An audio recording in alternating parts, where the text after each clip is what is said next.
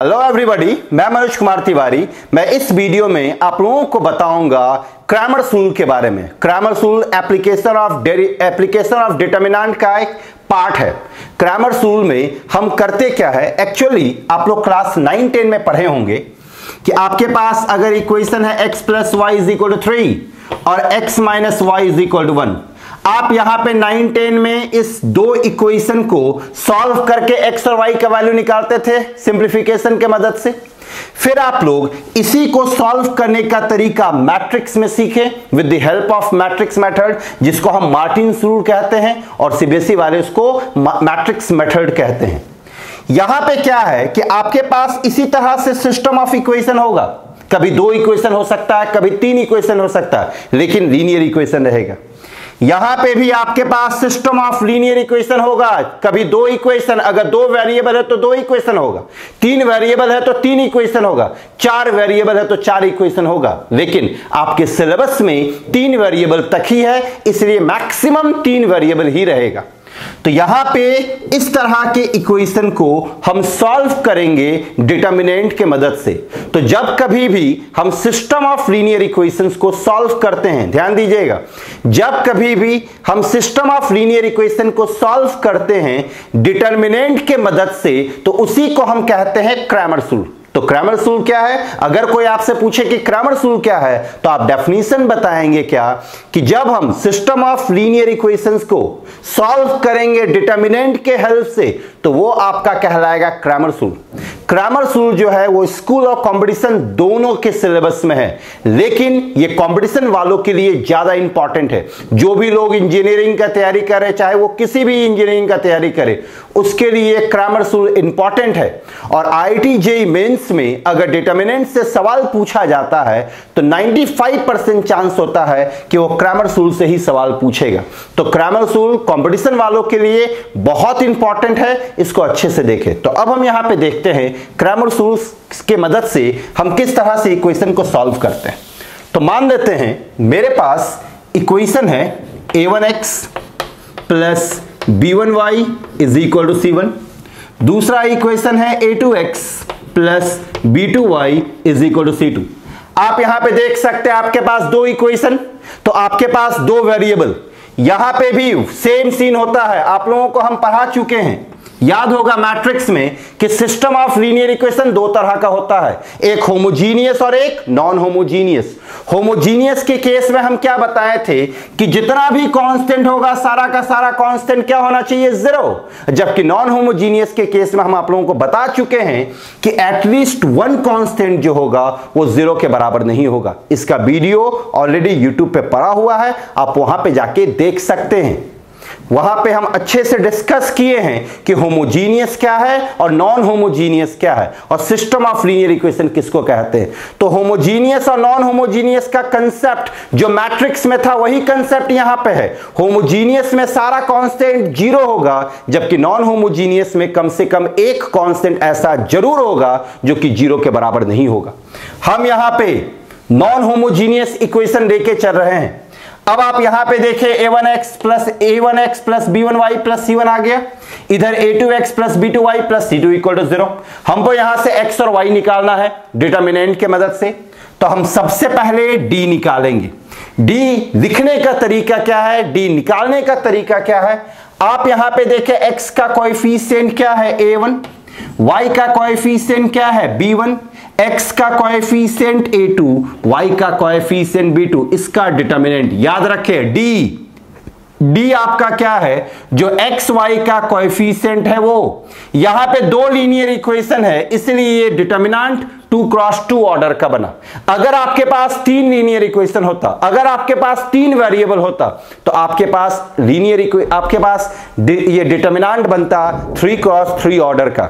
यहां पे दो वेरिएबल दो इक्वेशन, इसलिए यहां पे d आपका जो बना वो 2x2 ऑर्डर का बना। अब हम यहां पे निकालेंगे d1 आपका क्या होगा, यहां पे कांस्टेंट आप देख रहे हैं c1 c2, फिर यहां पे b1 b2, इसको कैसे लिखे ये अभी हम आप लोगों को समझाते हैं। फिर d2 होगा आपका a1 a2 c1 c2। अब जरा ध्यान दे, इसको लिखेंगे कैसे, थोड़ा सा ध्यान से सुने, आप तुरंत समझ जाएंगे कि कैसे इसको लिखते हैं। d डी हमेशा कोएफिशिएंट से बनेगा, डी हमेशा कोएफिशिएंट से बनेगा। यहां पे a1 b1 है, a1 b1, यहां a2 b2 है, a2 b2। d1 जब भी लिखना हो तो आप देख सकते हैं यहां पे 1 है, तो 1 को आप इस तरह से समझे, 1 मतलब हो गया फर्स्ट कॉलम। ये बस समझने के लिए, एक्चुअल मतलब नहीं होता कुछ। 1 का मतलब आप क्या समझ के रखे, फर्स्ट कॉलम। ये 1 ये इंडिकेट कर रहा है कि आप फर्स्ट कॉलम को डी में, फर्स्ट कॉलम को डी में, फर्स्ट कॉलम को रिप्लेस कर दे कांस्टेंट से। तो आप देखें a1 a2 की जगह पे c1 c2 आ गया, b1 b2 जैसे है वैसे ही रह गया। यहां पे आप देख सकते हैं d2, ये d2 है, 2 है, तो 2 क्या इंडिकेट कर रहा है कि डी में सेकेंड कॉलम को, ध्यान दे, सेकेंड कॉलम को रिप्लेस कर दे कांस्टेंट से। तो आप देखें फर्स्ट कॉलम जैसे था वैसे ही रह गया, b1 b2 के यहां पे क्या आ गया, c1 c2। याद रखें डी जो होता है वो कोएफिशिएंट को दिखाता है, कोएफिशिएंट का डिटरमिनेंट फॉर्म आपका डी होता है, कोएफिशिएंट का डिटरमिनेंट फॉर्म आपका डी होता है। d1 जो चेंज आप करेंगे वो डी में चेंज करेंगे। d1 का मतलब हो गया कि डी में अब फर्स्ट कॉलम को हटा दे, उसके जगह पे कांस्टेंट को लिखे। d2 का मतलब क्या हो गया कि डी से आप सेकेंड कॉलम को हटा दे, उसके जगह पे कांस्टेंट लिखे। देखे d1 फर्स्ट कॉलम को हटा दिए, उसके जगह पे कांस्टेंट।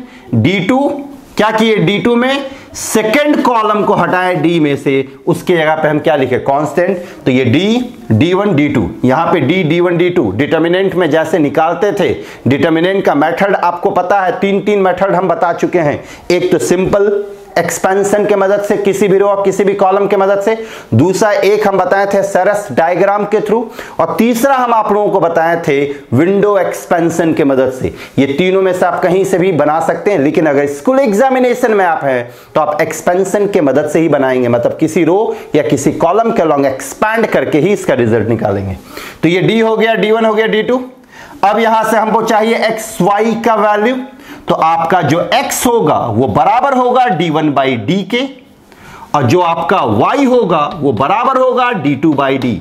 यहां से d निकल जाएगा, d1 निकल जाएगा, d2 निकल जाएगा, यहां पे पुट करेंगे, यहां से मेरे पास x और y का वैल्यू हो जाएगा।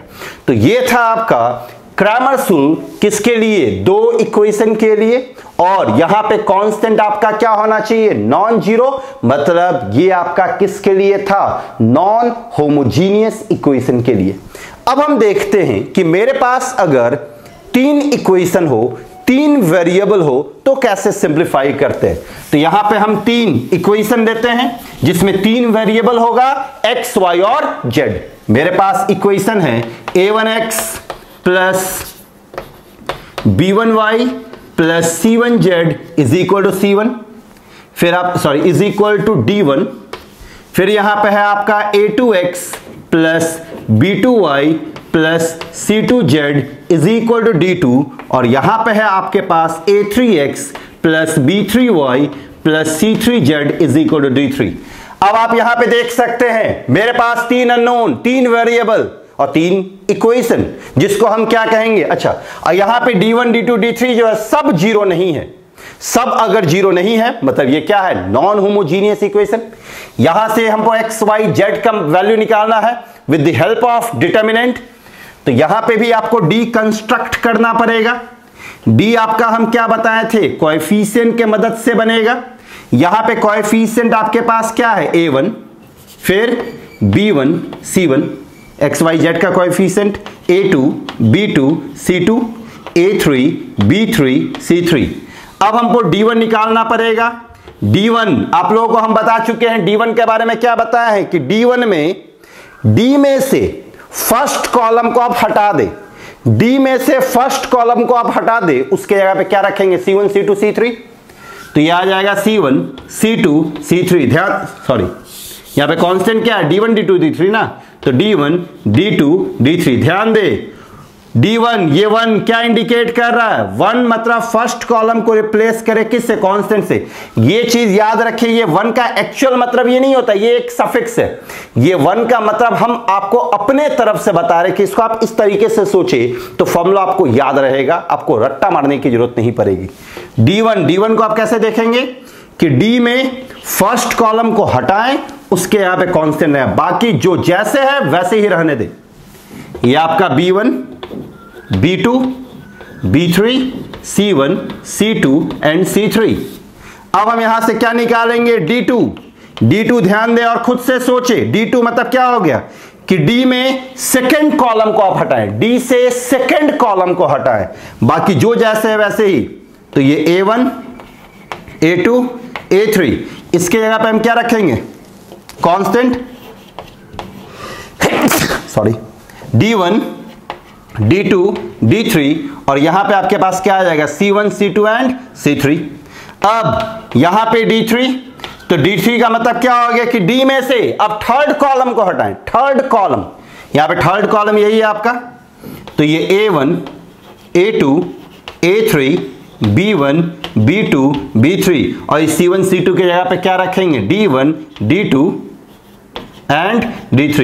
यहां से आप देखें D1, D2, D3 निकल गया। हमको चाहिए क्या? X, Y, Z चाहिए, तो X, Y, Z का फॉर्मूला बन जाएगा, X आपका बनेगा D1/D, Y आपका बनेगा D2/D और Z आपका बन जाएगा D3/D। हम इसके मदद से X, Y, Z का वैल्यू निकाल देंगे। तो यही था आपका क्रैमर्स रूल।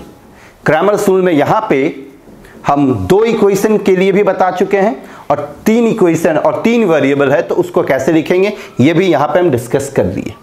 अब इससे रिलेटेड हम कुछ प्रॉब्लम बताने जा रहे हैं कि आप अच्छे से क्रैमर्स रूल को समझ लें और प्रॉब्लम बनाएं। मेरे पास यहां पे एक प्रॉब्लम है कि solve by Cramer's rule 2x - y = 17, 3x + 5y = 6।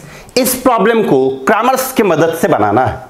तो सबसे पहले हम यहां पे D1 और D2 लिखेंगे। तो D1 और D लिखने का तरीका जो आप लोगों को बताएं, D किसके मदद से बनता है? कोएफिशिएंट के मदद से। तो यहां पे आप देख सकते हैं 2 है, यहां पे -1, ये आपके पास 3 और ये आपके पास 5। इसका डिटर्मिनेंट अगर हम निकालें तो ये क्या आएगा? 10 माइनस फॉर्मूला का और ये -3, मतलब ये आपका बन गया 13। मतलब D का वैल्यू क्या आ गया? 13। अब हम D1 निकालने जा रहे हैं। D1 के बारे में आपको क्या बताएं कि फर्स्ट कॉलम को, D के फर्स्ट कॉलम को आप हटाएंगे और उसके यहां पे कांस्टेंट को लिखेंगे। तो यहां पे कांस्टेंट आपके पास क्या है? 17 है और 6 है, फर्स्ट कॉलम की जगह पे लिखे, इधर -1 और 5। अब हम इसका डिटर्मिनेंट निकालते हैं। तो ये आप गौर कर सकते हैं, ये आपका 17 × 5 क्या बनेगा? 85 माइनस फॉर्मूला का, ये आपका -6 आया, ये आपका किसके बराबर हो गया? 91। अब हम निकालते हैं D2 आपका क्या बनेगा? D2 के केस में हम क्या बताए थे कि D में से आप सेकेंड कॉलम को रिप्लेस करेंगे और उसके जगह पे किसको रखेंगे? कांस्टेंट को। तो यहां पे आपके पास 2, 3, यहां पे -1 और 5, ध्यान दे सकते हैं, -1 और 5 को हटा दिए, क्या रखे? 17 और 6। अब यहां पे इसको सिंप्लीफाई करेंगे तो ये आपका 12 आएगा। इन दोनों को अगर आप माइनस इंटू करते हैं तो ये आपका 51 आएगा। 12 - 51 इज व्हाट? -39। अब आप देख सकते हैं यहां D आ गया, D1 आ गया और D2 आ गया। तो D1 और D2 निकल चुका है। अब हमको यहां से क्या निकालना है? X, Y और Z। तो यहां पे X का फॉर्मूला आप लोगों को हम बता चुके हैं। X आपका क्या बनेगा? D1/D बनेगा। Here D1 is what? 91। तो ये आपका 91/13 आ गया। यहां पे आप देख सकते हैं इसका वैल्यू 13 है। अब 91/13 आपका किसके बराबर होगा? 7। तो यहां से आपका X का वैल्यू किसके बराबर आ गया? 7। अब अगर हमको Y निकालना है तो Y का फॉर्मूला क्या बनेगा? D2/D। Here D2 is what? -39। तो ये -39 डिवाइड बाई 13 बना, तो ये कैंसिल होके क्या आ जाएगा? -3। तो आपके पास आंसर आ रहा है X का वैल्यू 7 और Y का वैल्यू -3। तो X का वैल्यू 7 और Y का वैल्यू -3। हम चेक कर सकते हैं कि ये सही है या गलत। आप लोग याद करें, आप लोग 9-10 में पढ़े हैं कि अगर सॉल्व करते हैं, x और y का वैल्यू निकालते हैं, सही है या गलत चेक करने का तरीका क्या है कि उसको हम इक्वेशन में जाके पुट करते हैं। अगर वो सेटिस्फाई कर गया मतलब सही, और अगर नहीं किया मतलब गलत। यहां पे 7 है, यहां पे -3 है। यहां पे अगर आप 7 को रखते हैं तो ये क्या आएगा, 14 आएगा। y के यहां पे -3 रखेंगे, माइनस ऑलरेडी है आपके पास, तो ये +3। आप खुद देखें 17 जो कि मैच कर गया। यहां पे आप अगर रखें 7 को तो 7 × 3 आपका क्या बनेगा, 21। यहां पे -3 को रखेंगे तो 5 × -3 क्या बनेगा, -15। तो 21 - 15 इज व्हाट, 6। ये भी देखिए आपका मैच कर गया, मतलब ये सही था। अब हम यहां पे क्या देखें कि दो इक्वेशन को कैसे सॉल्व करते हैं with the help of Cramer's. अब हम यहां पे एक प्रॉब्लम लेने जा रहे हैं जिसमें 3 वेरिएबल होगा और 3 इक्वेशन होगा। उसको कैसे सॉल्व करते हैं क्रैमर्स से, वो अब हम डिस्कस करने जा रहे हैं। चलिए देखते हैं वो प्रॉब्लम। तो मेरे पास यहां पे प्रॉब्लम नंबर 2 है जिसमें आप देख सकते हैं 3 इक्वेशन है और 3 वेरिएबल। तो यहां से हमको x, y और z का वैल्यू निकालना है with the help of Cramer's rule. तो यहां पे भी सेम तरीके से प्रोसीड करेंगे। पहले हम d लिखेंगे, d में किसको रखेंगे, कांस्टेंट को। तो यहां पे 5 है, -7 ये 1। यहां पे आप देख सकते हैं 6 -8 और यहां से -1। ये आपके पास 3 2 और -6, इसको लिख दिए। डिटर्मिनेंट आप जानते हैं निकालना। अब हम यहां पे डिटर्मिनेंट के मदद से इसको सिंप्लीफाई करें तो इसका वैल्यू क्या आएगा, सबसे पहले हम लिखते हैं 5। तो ये दोनों आपस में मल्टीप्लाई होगा 48। फॉर्मूला का एक माइनस है, यहां से -2, ये +2 आएगा। फिर माइनस दिए, यहां पे आपके पास क्या है, -7। तो यहां पे -7 आपके पास है, तो यहां माइनस माइनस क्या बनेगा, +7 बना। अब इसको और इसको छोड़ेंगे तो इन दोनों का आपस में मल्टीप्लाई करेंगे तो ये क्या आ जाएगा, -36 आएगा। देख सकते हैं 6 × -6 -36 और ये -3 और फॉर्मूला का माइनस, तो ये +3 हो गया। अब हम यहां पे क्या लिखे, 1। तो इसको छोड़ेंगे तो इन दोनों को मल्टीप्लाई किए तो ये 12 आया, -24 तो ये क्या बनेगा, +24। तो ये +24 हुआ। अब अगर हम इसको सिंप्लीफाई करें तो सिंप्लीफाई करने के बाद आप देखेंगे कि इसका वैल्यू 55 आया, जो कि आप कर सकते हैं। यहां पे डिटर्मिनेंट हम ब्रेक किए, डिटर्मिनेंट ब्रेक करने के लिए आप लोगों को हम सिखा चुके हैं। 3 मेथड है डिटर्मिनेंट के, फर्स्ट लेक्चर में आपको मिल जाएगा यूट्यूब पे, जो कि हम डाल चुके हैं। आप वहां से देख सकते हैं जिन लोगों ने वो वीडियो नहीं देखा। तो यहां पे 3 मेथड है, लेकिन स्कूल वाले ये याद रखें, स्कूल एग्जामिनेशन में जब कभी भी आप अप्लाई करेंगे तो आप एक्सपेंशन मेथड ही अप्लाई करेंगे। मतलब कि या किसी रो या किसी कॉलम के अलोंग ही आपको एक्सपेंड करना होगा। कंपटीशन में आप जैसे भी बनाएं कोई फर्क नहीं पड़ता। ये डी आ गया। अब हम यहां से D1 निकालेंगे। D1 के बारे में आपको क्या बताएं कि D में से फर्स्ट कॉलम को हटाएं। D में से फर्स्ट कॉलम, उसके यहां पे क्या रखेंगे, कांस्टेंट। तो कांस्टेंट आपके पास 11 है, फिर क्या है 15 और फिर 7। बाकी जो जैसे है वैसे ही, -7 -8 2 1 -1 और -6। इसको भी जब आप ब्रेक करेंगे तो आप देखेंगे इसका वैल्यू भी 55 आया। आप चेक कर सकते हैं। D2 के लिए क्या बताए थे कि D में से सेकेंड कॉलम को रिप्लेस करेंगे और सेकेंड कॉलम के जगह पे क्या रखेंगे, कांस्टेंट। तो फर्स्ट कॉलम 5 6 3, सेकेंड रिप्लेस हुआ, सेकेंड के यहां पे क्या आएगा, कांस्टेंट 11 15 7। थर्ड जैसे है वैसे ही। इसको जब आप ब्रेक करोगे तो देखोगे इसका वैल्यू -55 आ गया। तो D2 का वैल्यू क्या आ जाएगा, -55। अब हम यहां से निकालेंगे D3 के बारे में क्या बताए थे कि D में थर्ड कॉलम को हटाएंगे, उसके यहां पे क्या रखेंगे, कांस्टेंट। तो फर्स्ट और सेकेंड जैसे वैसे ही रहने दीजिए, 5 6 3 -7 -8 और 2। थर्ड कॉलम को हम हटाते हैं, थर्ड कॉलम के यहां पे क्या रखेंगे, 11 फिर 15 और फिर 7। इसको अगर हम ब्रेक करें तो इसका वैल्यू आएगा -55। अब यहां पे चारों वैल्यू आराम से आप चेक कर सकते हैं। आप लोगों को पता है कैसे चेक करना, आप लोगों को पता है कि कैसे डिटर्मिनेंट निकालना। अब यहां पे मेरे पास D आ गया, D1 आ गया, D2 आ गया, D3 आ गया, तीनों आ गया।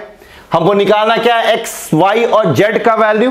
तो x y और z का वैल्यू निकालना है तो आपका जो x बनेगा, x का फॉर्मूला हम आप लोगों को क्या बताएं, x जो होगा वो d1/d होगा।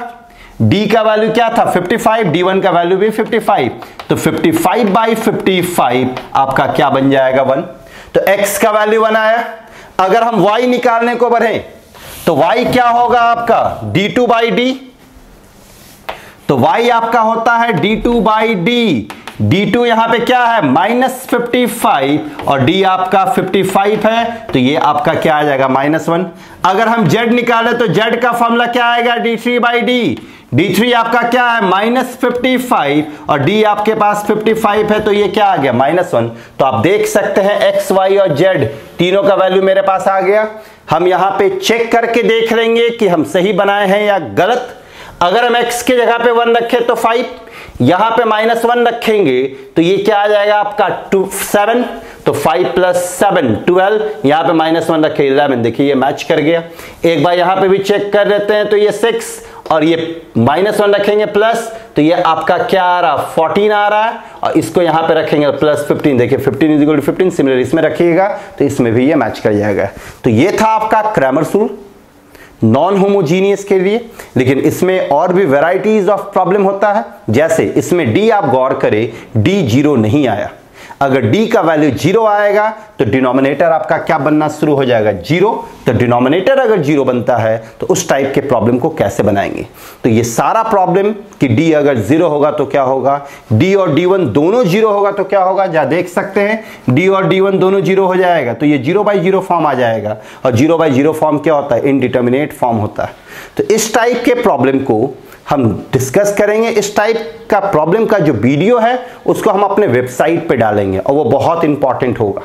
वो लोग केवल वही देख सकते हैं जिन लोगों ने इनरोलमेंट करवाया, और जिन लोगों ने इनरोलमेंट नहीं करवाया वो लोग अगर देखना चाहते हैं वीडियो को, क्योंकि बहुत कोई मेरे को फोन कर रहा, मैसेज कर रहा कि सर आपका प्रॉपर्टीज ऑफ डिटरमिनेंट का वीडियो सही यूट्यूब में नहीं है, तो हम बहुत सारा वीडियो अपने वेबसाइट पे डाल रहे हैं।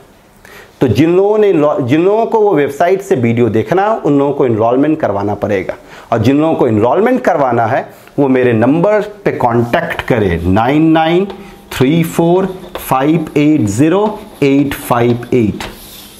तो ये आपका क्रैमर्स रूल था। इसके बाद कंसिस्टेंट, इनकंसिस्टेंट, d 0 होगा तो क्या होगा, d1 और d 0 होगा तो क्या होगा। अगर सब 0 हो गया तो उस टाइप के प्रॉब्लम को हम कैसे बनाएंगे, कंपटीशन में किस टाइप का प्रॉब्लम आता है, मेंस में किस तरह का प्रॉब्लम पूछा जाता है, ये सारा वीडियो हम उसी वेबसाइट पे डालेंगे, अपलोड करेंगे, वहां से आप देख सकते हैं। प्रॉब्लम देते हैं 3x + y + z = 2, 2x - 4y + 3z = -1, 4x + y - 3z = -11। ये प्रॉब्लम आप लोग खुद से बनाएं, इसका आंसर कमेंट बॉक्स पे कमेंट करें।